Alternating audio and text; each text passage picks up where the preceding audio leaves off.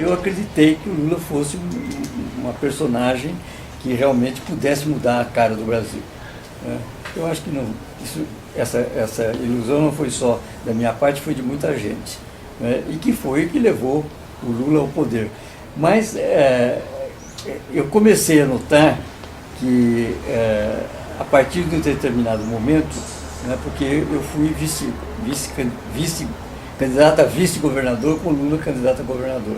Então pude conhecer o Lula bem de perto, né, nessa ocasião. Né, e normalmente depois, quando ele foi derrotado, que ele ficou 30 dias na minha casa para curar as feridas assim, de uma campanha que não o levou ao poder. Né? Mas eu não tinha essa ideia do Lula de que ele queria o poder para se completar. Não tinha, realmente. Isso começou depois que o Lula se engajou, né, com determinadas pessoas que, na verdade, não buscavam o ideal primeiro. Quer dizer, ele não tinha esse ideal. Eu chego a essa conclusão. Ele nunca foi o pai dos pobres. Ele quis ser, vamos dizer assim, tutelar os pobres, que é outra coisa completamente diferente. Né? E através dessa tutela atingiu o poder. Né? O Lula conhecia o Lula morava numa casa que não tinha 40 metros quadrados de área. Né? E hoje é um homem dos homens, ele e os filhos, mais ricos do Brasil. Quer dizer, como é que surgiu essa fortuna? Né? É isso que o povo também pergunta. Pois é, mas pergunta, mas fica na pergunta, como eu também fico na pergunta. Porque quando você procura fazer o combate contra a corrupção, eu acho que é fundamental, né, saber onde é que estão as grandes fortunas e como é que essas grandes fortunas surgiram. E não há essa vontade, né, por parte da sociedade brasileira de chegar a conclusões a respeito das grandes fortunas que se originaram do quê?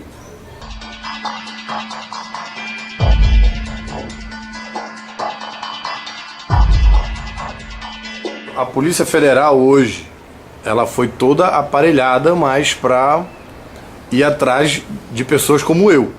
Como nós. Como nós, né? E é uma polícia que foi criada isenta de governo. Ela deveria trabalhar em prol da sociedade. Mas ela trabalha pró-governo. Quer dizer, o que interessa, por exemplo, hoje a Dilma, ela faz. Né? Quer dizer, se você está começando a aparecer em público, eles vão buscar uma coisinha qualquer na sua vida para desfazer, né, a sua popularidade. Né? Eu acho que não é o caso do Demóstenes Torres, né, mas é um bom exemplo. Né? Um homem que lutou pelas coisas corretas e tal, e que você descobre que ele, na verdade, não era nada disso. Né? Que ele tinha uma dupla existência. Isso vamos dizer assim, hoje em dia no Brasil todo mundo procura ganhar dinheiro, né? Então a coisa fica muito difícil de você encaminhar no sentido de uma busca de uma igualdade social.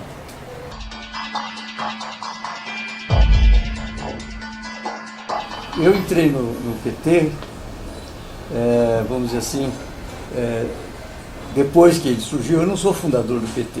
Né? O PT nasceu e depois é que eu e o Plínio Sampaio, o Plínio foi sempre muito meu amigo, e nós resolvemos nos filiar politicamente a um partido. Né? E o PT surgiu com uma mensagem, né, interessante de resgatar, né, as populações mais humildes, nessa linha. Então, nós nos filiamos ao PT. E, há pouco tempo, nos desfiliamos. Acho que não houve nenhum conluio para o desfiliamento, mas para a filiação, sim. Nós combinamos entrar no PT, nós entramos no mesmo dia, numa solenidade até muito simples aí na Assembleia Legislativa. Né? Porque nós achávamos que o PT era o partido, né, que realmente a sociedade requeria para que ela se modificasse e ampliasse a sua área de atuação né, exatamente no atendimento das populações mais carentes. Com a chegada do PT no poder, a esquerda do Brasil se endireitou. É mais ou menos isso. Eu acho que esse endireitamento já veio um pouco antes, né? Quando as campanhas eleitorais, né, levaram, né, que não foi na primeira campanha que o Lula se elegeu, né, várias candidaturas que levaram à presidência da República, né? Eu acho que por aí já começou a haver como é que se diz, um entendimento diferente daquele que deu origem ao partido. Mas já não era mais um partido para uma finalidade. Era um partido que tinha uma finalidade em si próprio, que era de se completar como aconteceu e vem acontecendo até hoje. Eu me desfiliei do PT exatamente por esse motivo, porque eu achei que o PT não estava, não é o PT, as pessoas que dominaram o PT não estavam atuando no sentido de buscar uma nova sociedade brasileira, né, fora dos parâmetros da corrupção. Uma sociedade mais justa. O PT é um partido como qualquer outro hoje, que todos os partidos buscam o poder para ganhar dinheiro. Não diria que eu me sinto traído, né, porque eu acho que essa trajetória dos partidos políticos no Brasil é mais ou menos a mesma, né? Todos eles começam, né, buscando um ideal um ideal socialista e no final acabam, né, se completando, né, à custa daqueles que acreditaram, né, no partido.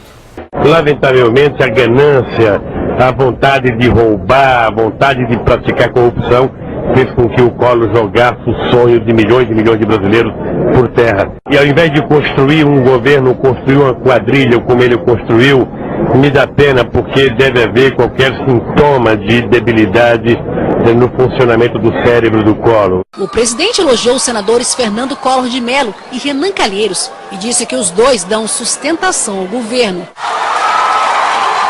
Senador Fernando Collor de Mello, e eu quero aqui fazer justiça ao comportamento do senador Collor e do senador Renan, que tem dado uma sustentação muito grande aos trabalhos do governo no Senado.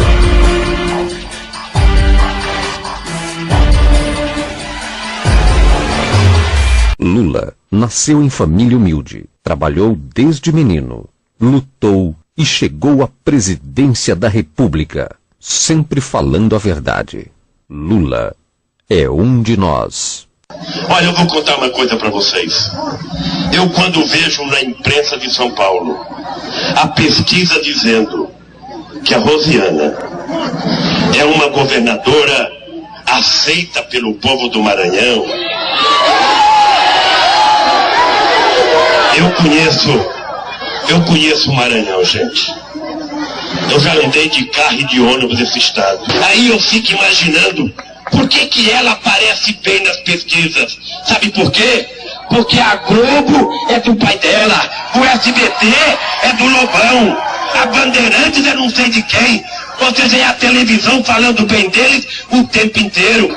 É por isso que essa gente aparece na pesquisa. Porque passa o tempo inteiro descaradamente mentindo na televisão.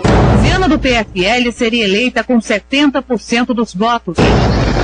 Aí eu fico imaginando por que ela aparece bem nas pesquisas. Sabe por quê? Porque a Globo é do pai dela, o SBT é do Lobão. Vim aqui agora para cumprir com o dever de lealdade. Em política, a gente tem que ter lealdade com quem é leal conosco. E essa mulher foi leal comigo desde a campanha de 2002. Tenho a convicção e quero dizer para vocês que essa companheira aqui, que em todos os momentos difíceis se colocou do meu lado, na minha defesa, enquanto outros atacavam predas com muita facilidade. porque é fácil atacar pedra, é fácil fazer julgamento precipitado. E essa mulher, com a sensatez que ela tem na sua vida política, não houve um só momento de dificuldade que essa mulher não estava presente na minha defesa e na defesa do meu governo.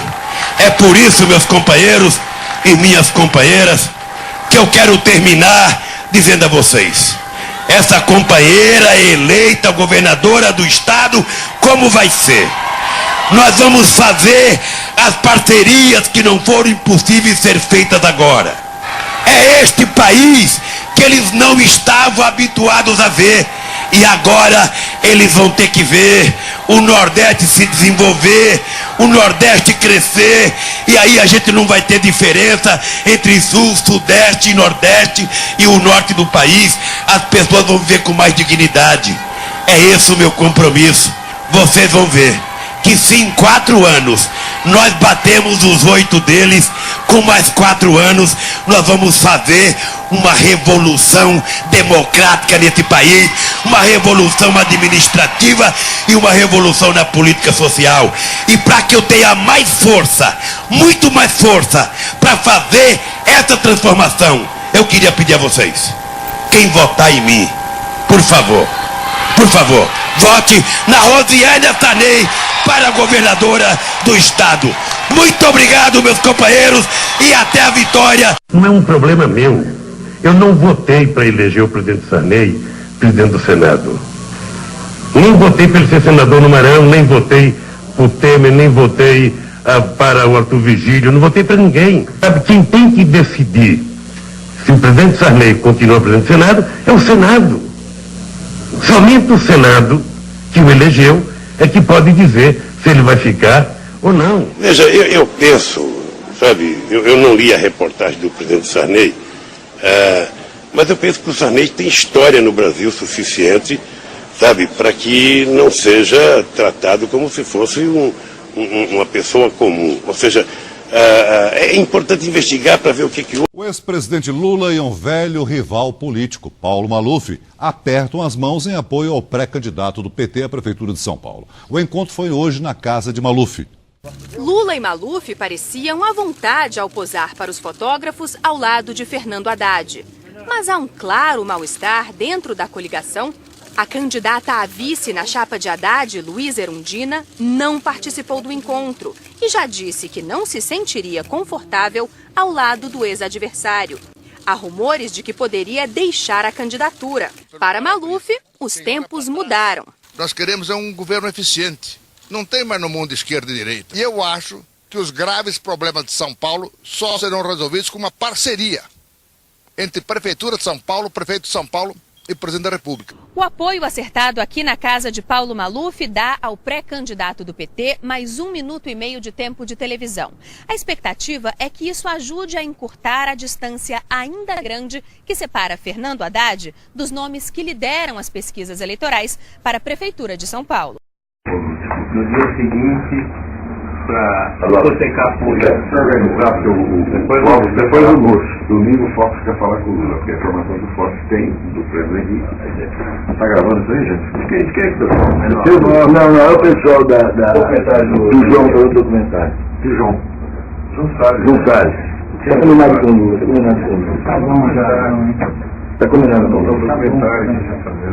Vamos estudar futebol alternativo sigiloso, vamos deixar para discutir. Eles vão fazer uma cena e vão embora antes, então vamos deixar para discutir Eles são de confiança absoluta, mas não existe confiança absoluta porque a ficha do Lula sobre Pelotas acabou na hora do nosso nível. Não, tudo bem, mas como não existe no Brasil. É guardada num cofre todo dia. Vai nessa. Se eu soubesse de onde eu estou, se soubesse que eu tenho nas outras campanhas, eu não falaria isso.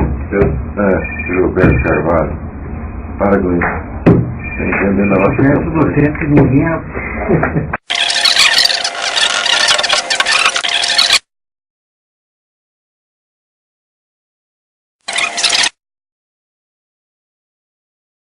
Anderson Adalto admitiu que usou Caixa 2 em 11 campanhas eleitorais. As campanhas eleitorais no Brasil sempre aconteceram dessa forma. Pelo menos das 11 campanhas que eu participei, sempre foram assim.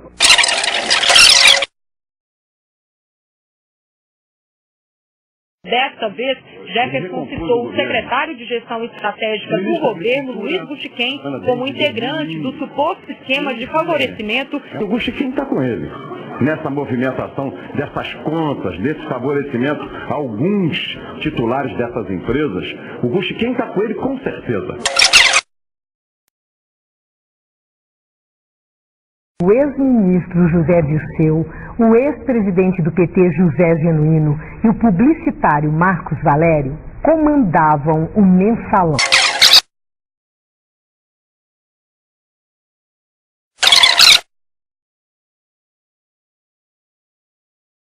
Os denunciados Duda Mendonça e Gilmar Fernandes também receberam recursos da mesma origem, pelo menos 10 milhões de reais em conta no exterior. O senhor falou dessa coisa principista. O senhor foi o principal fundador do PT, um partido que nasceu em defesa da ética na política. Aí veio o governo e veio o escândalo do mensalão. O poder, presidente, não corrompeu o PT? Não.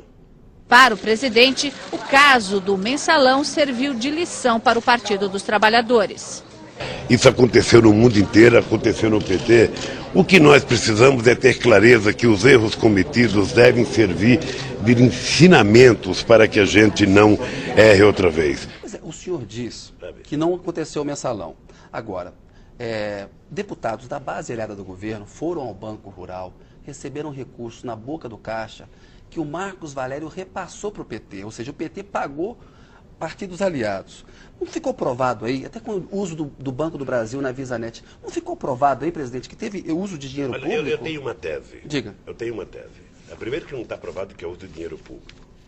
No fundo, a gente vai desvendar esse mistério. Eu acho que tem um mistério que foi a tentativa de golpe no governo.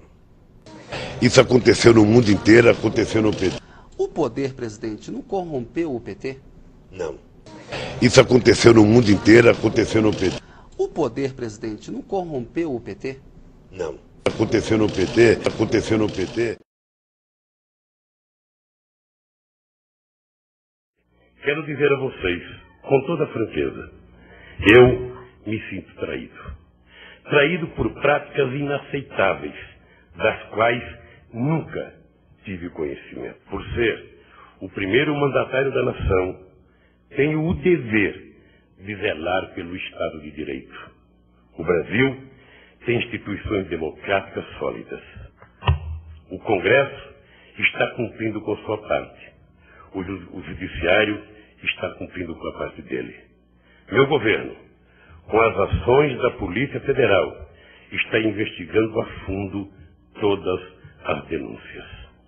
Determinei desde o início que ninguém fosse poupado. Pertença ao meu partido ou não, seja aliado ou não coalição, não tenho nenhuma vergonha de dizer ao povo brasileiro que nós temos que pedir desculpas. O PT tem que pedir desculpas. O governo, onde errou, tem que pedir desculpas. Porque o povo brasileiro, que tem esperança, que acredita no Brasil e que sonha com o Brasil, com economia forte, com crescimento econômico e distribuição de renda, não pode, em momento algum, estar satisfeito com a situação que o nosso país está vivendo.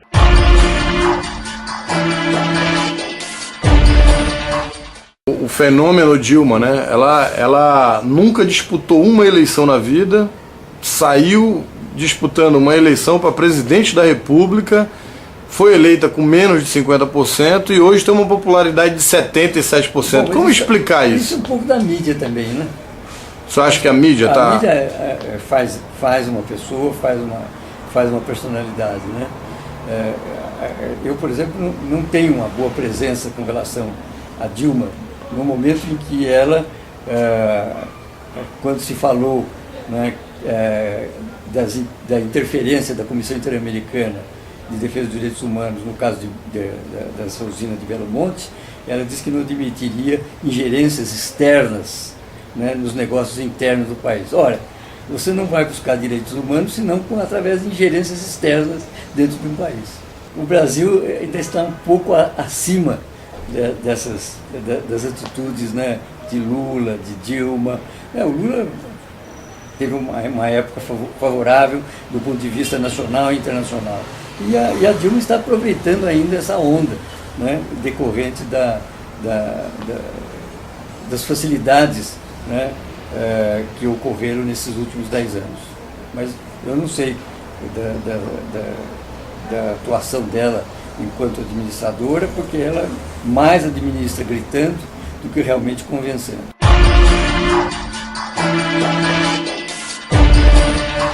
A mídia não pode falar isso, não pode mostrar aquilo, e nós, dentro das redes sociais, estamos sofrendo perseguições, sofrendo cerceamento na hora de postar determinados assuntos. Não, você sabe que eu acho que o governo brasileiro, né, Dilma, Lula, quem quer que esteja no governo brasileiro, domina a imprensa. A imprensa depende. Né? Olha, o papel de imprensa, quem é que dá o papel de imprensa? Né? Quem é que dá os grandes anúncios à imprensa? Né? Petrobras, Caixa Econômica, Banco do Brasil, Caixa Econômica e todas essas empresas nacionais, né, que levam o dinheiro para a imprensa. Então a imprensa está amarrada naquilo que o governo quer, que os detentores do governo querem. Então, por exemplo, vou citar um exemplo. Eu escrevia para a Folha de São Paulo, eu acho que quase toda semana, mandava um artigo para a Folha de São Paulo para publicar na terceira página. Um belo dia me ligam da Folha, dizem, olha, o senhor não precisa mais mandar os seus artigos, porque nós não vamos publicar mais. E não publicaram mais. Quer dizer, eu também não mandei. Ou seja, eles cooptaram exatamente a mídia, né? Exatamente. Quer dizer, você só continua na mídia se você disser aquilo que o governo quer que você diga, senão não tem.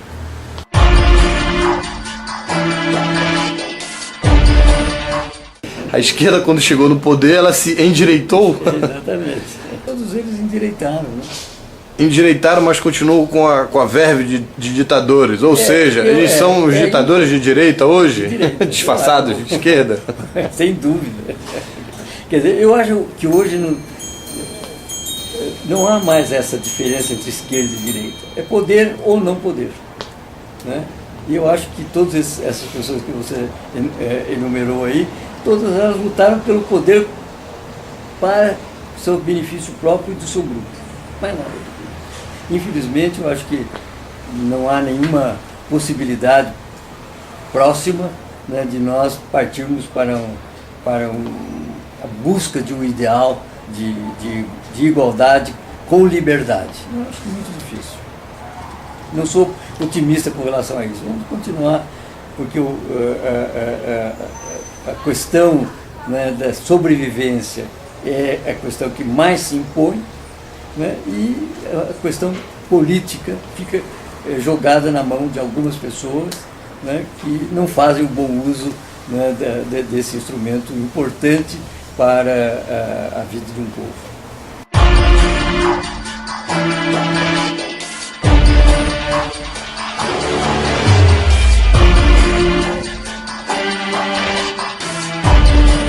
Essa turma pegou em armas para sequestrar embaixador, para assaltar bancos, né, num passado não tão distante. Sim. E embutiram na cabeça da juventude, através de práticas gramicistas, que Gramsci dizia, não combata os tanques, nem os soldados, corrompa as mentes. Não é isso? O que o senhor teria a me dizer, só para a gente fechar aqui esse breve bate-papo, sobre o PT hoje e o futuro do Brasil amanhã? Olha, o PT hoje não é nada em comparação ao que se propôs a fazer em nível nacional, né? Por exemplo, foi apenas o gancho para determinadas pessoas chegarem ao poder e lá se locupletarem, como você disse. Né? Então, a questão do Brasil é uma questão de que, vamos dizer assim, a política, no bom sentido, não chega ao povo. O povo não está nem aí. Né? O povo está querendo viver o dia a dia deles. Né? E, com isso, quem lê jornal no Brasil? Né? Quem vê televisão no Brasil? Então, quer dizer, eu não vejo que daqui para diante nós possamos, vamos dizer assim, lutar por ideias, né, que hoje já estão sendo ultrapassadas, né, no sentido de que a coisa pública não é de cada um de nós, mas é de todos nós. Todos os principais ex-guerrilheiros que se lançam na luta política costumam dizer que estavam lutando pela democracia. Eu não tenho condições de dizer isso. Eu estava lutando contra uma ditadura militar, mas se você examinar o programa político que nos movia naquele momento, era voltado para uma ditadura do proletariado. Então você não pode voltar atrás, corrigir o seu passado e dizer, olha, naquele momento eu estava lutando pela democracia. Havia muita gente lutando pela democracia no Brasil, mas não especificamente os grupos armados que tinham como programa esse processo de chegada a uma ditadura do proletariado. É a primeira grande visão do passado. Né? É um primeiro ponto de separação do passado. Não, a luta armada naquele período não estava visando a democracia, pelo menos no seu programa. Né? A outra questão é a relação também importante que nós temos hoje diante do chamado socialismo existente. Né? O caso de Cuba, por exemplo, há divergências muito claras no que se pensa sobre Cuba. O presidente da República comparou os presos políticos cubanos a delinquentes comuns de São Paulo, que é um equívoco. Pela minha posição, né, na minha posição, Cuba é uma ditadura. Estou com medo. Faz tempo que eu não tinha esse sentimento. Porque eu sinto que o Brasil, nessa eleição, corre o risco de perder toda a estabilidade que já foi conquistada. Eu sei que muita coisa não seria feita, mas também tem muita coisa boa que já foi realizada. Não dá para ir tudo para lá do lixo. Nós temos 2 candidatos a presidente. Um eu conheço, é o Serra. É o homem do genérico, do combate à AIDS. O outro, eu achava que conhecia. Mas hoje eu não o conheço mais. Tudo que ele dizia mudou muito. Isso dá medo na gente. Outra coisa que dá medo é a volta da inflação desenfreada. Lembra? 80% ao mês. O futuro presidente vai ter que enfrentar a pressão da política nacional e internacional. E vem muita pressão por aí. É por isso que eu vou votar no Serra. Ele me dá segurança. Porque dele eu sei o que esperar. Por isso eu voto 45. Voto Serra. E voto sem medo. Quando é que a pessoa começa a ficar ditador? Sabe, isso é importante. Quando é que alguém começa a ter características de um ditador? É quando a pessoa se sente superior aos demais. Sabe, quando a pessoa se sente superior às instituições, às organizações da sociedade civil, quando a pessoa começa a entender que não precisa ouvir mais ninguém, quando a pessoa só tem boca, não tem ouvido, a pessoa começa a ficar com atitude de ditador. E o presidente Fernando Henrique Cardoso, se não toma cuidado, está enveredando por esse caminho. Para a cabeça dele era demais estudar tanto e ser dirigido por um metalúrgico. É a única explicação pela qual eu acho que ele não entrou no PT. Porque em 80 nós fizemos um encontro no hotel em São Bernardo com 90 deputados para criar o PT. A primeira divergência é que eles queriam que nós mudássemos de nome. Não pode ser PT. Por que não pode ser PT? Porque não fica bem e tal. Né? Não vai dar certo. E aí queriam discutir a direção. Não, a direção vai ser, sabe, do nosso time. O trabalhador tem que dirigir o partido. É importante, inclusive, para a história deste país, a gente lembrar que em 1978 fomos nós, os sindicalistas, coordenados por mim, que fomos procurar o Fernando Henrique Cardoso para lançá-lo candidato ao Senado em 78. A gente tinha expectativa de que ele pudesse ser efetivamente um socialista. Não precisava ser um socialista ortodoxo, poderia ser um socialista democrático. Nem isso ele quis ser. Depois que ele teve 1.150.000 votos, ganhou do Cláudio Lembro, ele foi suplente, aí ele percebeu que o Montoro ia ganhar as eleições de 82, ele começou a se afastar da gente. E começou a questionar a criação do PT. E aí na minha opinião, foi ele que acabou com as campanhas diretas, ele que incutiu na cabeça do Tancredo Neves, sabe, que o Ulisses Guimarães não seria aceito pelos militares, portanto era preciso mudar de direta já para mudança já, né? E aí a gente foi se afastando. Eu sempre tive uma boa relação com o Fernando. Depois que ele foi eleito presidente da República, nós nunca mais conversamos. Não conversamos nunca mais, né? Eu acho que ele se transformou numa figura muito prepotente. Eu imaginava que ele tinha feito aliança com a direita para ganhar. Mas, na verdade, ele não fez para ganhar. Ou seja, ele foi ganho pela direita.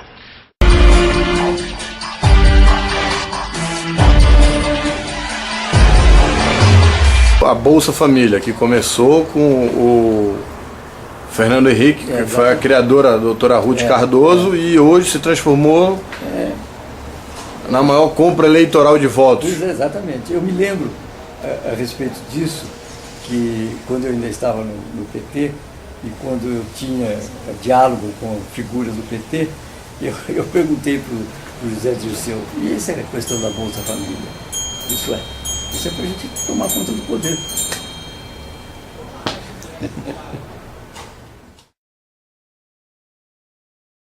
Doutor Hélio, o que o senhor acha da situação hoje no nosso país, das manifestações populares? Elas são eficazes, elas resolvem? O que nós podemos melhorar para as manifestações terem, pelo menos, serem concretas? Eu acho que essas manifestações que começam a surgir hoje no Brasil, né, que são espontâneas, que não são monitoradas por esse ou por aquele partido, mas por um interesse maior, que é o interesse de que nós tenhamos, né, governos, né, que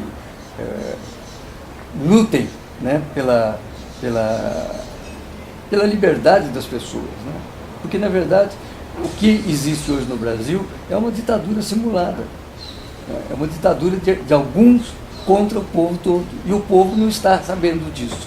Então eu acho da maior importância que esse povo saia às ruas, né? Que esse povo realmente se manifeste, né? Para que essas manifestações não possam ser ignoradas pelos meios de comunicação, porque são os meios de comunicação que fazem os movimentos. Olha, lembramos-nos das diretas já, né, da luta contra a ditadura e por aí afora. Então, quer dizer, foram os movimentos populares, não batizados pelos partidos políticos, que levaram as modificações que chegaram até um certo ponto, mas que não foram além exatamente porque esses movimentos acabaram sendo manipulados pelos partidos políticos.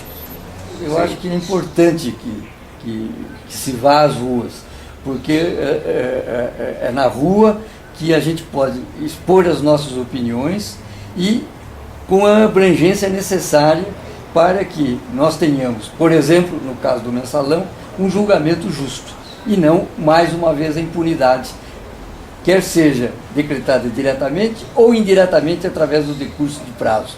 Quer dizer, vai passando o tempo, as coisas vão sendo esquecidas, o povo tem outras coisas na cabeça e os grandes responsáveis, né, pela malversação de dinheiros públicos no Brasil ficam incólumes.